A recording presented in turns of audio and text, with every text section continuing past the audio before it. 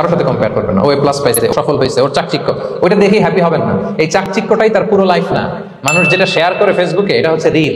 লাইফের কি রিল বুঝেন তো না? সবাই বুঝেন মাশাআল্লাহ। Highlighted reel. আপনি কি মনে করছেন এই যে রিলের মধ্যে যতটুকু দেখছেন এটা পুরোটাই ওর life?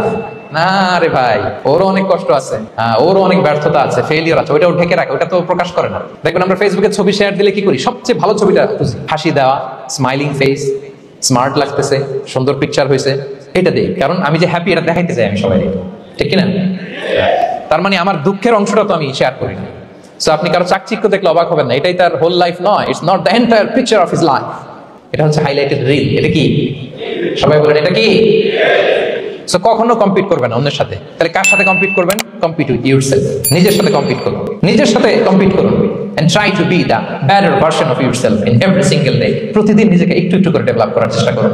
and don't lose your confidence by comparing yourself with others. Dear brothers and sisters, কখনো নিজেকে অন্যের সাথে তুলনা করে আপনার কনফিডেন্স কমাবেন না।